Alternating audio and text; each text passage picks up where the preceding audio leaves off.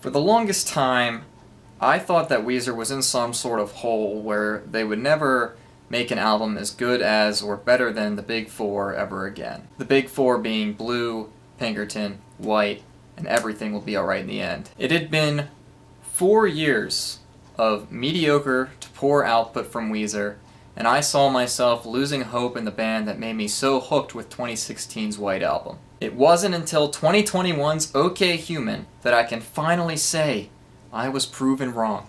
In fact, I actually consider this record to be even better than Everything Will Be Alright in the End, making it my 4th favorite Weezer record. With OK Human, Weezer comes through with not only their best record in years, but also their most personal record since 1996's Pinkerton. And I can't tell you how glad it makes me to be able to say that, considering the whole technology bad, anarcho-primitivist theme of this album had me worried beforehand, making me think that a more proper name for the album would have been OK Boomer. But luckily I was wrong, and this album covers a wide array of topics beyond that, from isolation to nature to loneliness to everyday life. And one of the songs that does the most to cover the topic of technology taking over our lives, the song Numbers, is actually one of the best songs on the album, if not the best song on the album. And even with the gloomy undertones of the album, I still consider it to be a feel-good album. And it's also what I consider to be the most complete, collected, and conceptual of any Weezer album. Not only do the songs connect sonically, compositionally, and thematically,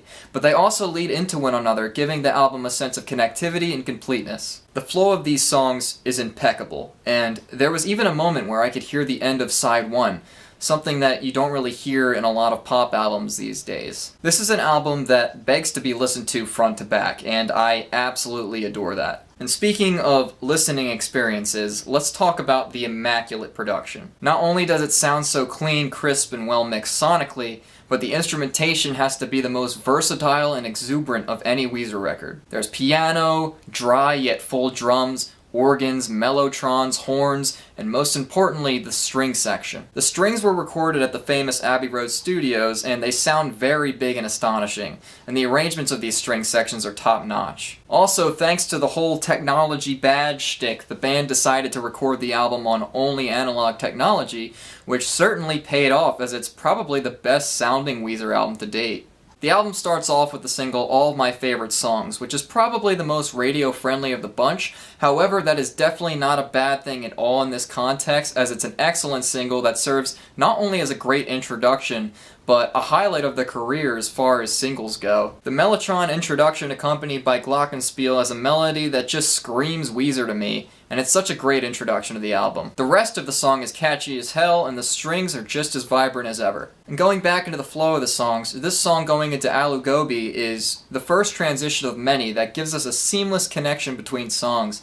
And like I said, this transition, as well as the many others on this album, make this album feel very complete. Listening to the song Alu Gobi made me want to cry, frankly. Not just because it was a beautiful song, but it was because it was like being reunited with an old friend that I hadn't seen since 2016. The melodies and rhythms are top-notch, and the lyrics on this song, as well as many others on this record, are also great, taking a look into Rivers' daily routine, as well as talking about feeling disconnected. I do think that the whoa-ohs could have been easily filled with a lyric, but the song is still great and one of my favorites on the album. This song transitions into Grapes of Wrath, which almost feels like an Everything Will Be Alright in the End song with obvious production differences. This song is simply about listening to audiobooks, but again, it takes an introspective look into a post-COVID introverted lifestyle. The following song, the aforementioned Numbers, is a huge highlight of the record for me. This one relates to the theme that technology is taking over our lives, and instead of sounding like a technophobic mess, it actually delivers, and it delivers hard. The lyrics are pretty strong here, but most importantly, this is the saddest sounding song on the record. The strings are super dissonant, and Rivers' vocals are very intimate. There's also what sounds like some tape manipulation on the bridge, which is always a treat. This could easily be one of my new favorite Weezer songs. Playing My Piano starts off with a slow chord progression of piano, bass, and strings, but the song picks up when the drums launch the song into a bouncy Beatles-esque tune. The lyrics on this one are simply about Rivers feeling an escape through playing piano, and I appreciate the sentiment. This song goes into Mirror Image, which almost feels like an interlude considering its short length. But it's a nice, powerful bit about what I'm assuming is his wife. The highlight of the song for me, however, and as well as a highlight for the record,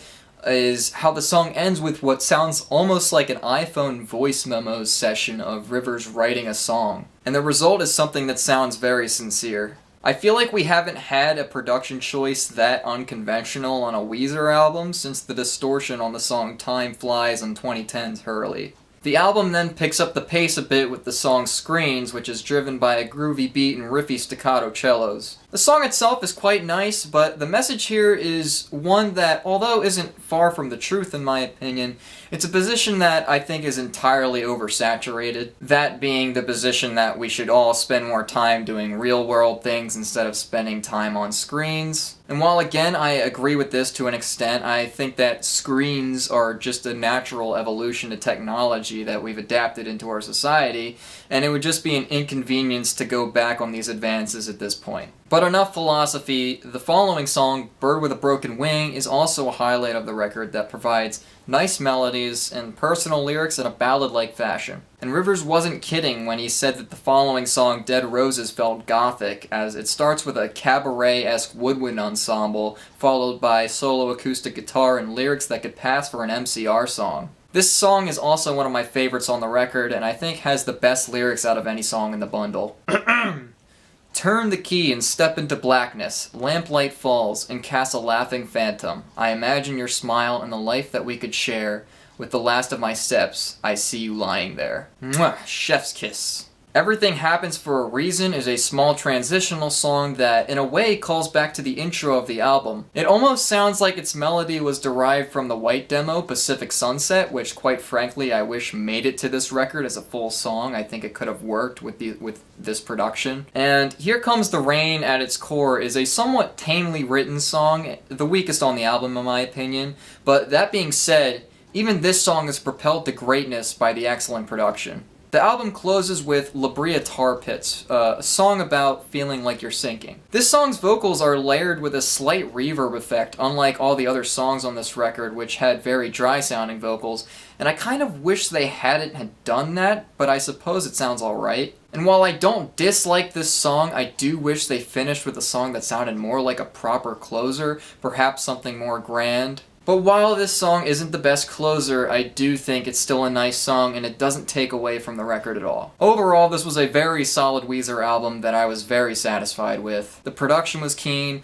the lyrics were the most personal since Pinkerton, and the songs were for the most part genuinely well written and presented. Maybe it could have been a bit longer, but if that's one of your only criticisms, then that's certainly a good thing, especially when dealing with a Weezer album. And can we just talk about how good this album cover is? It's probably the best in their discography, and it also happens to be the only album besides Hurley not to have the Weezer title on it. I also think this artwork is very comforting after seeing Van Weezer's artwork. It makes me sad to think that we will most definitely never get another album like this from Weezer because it's so good, but I'm just very happy that we have such an excellent and unique addition to Weezer's catalog. This is Weezer at their absolute best, and it reminded me why I fell in love with the band in the first place after a long 4-year speed bump. I'm feeling a strong 8 to a light 9 on this project. Trans writes,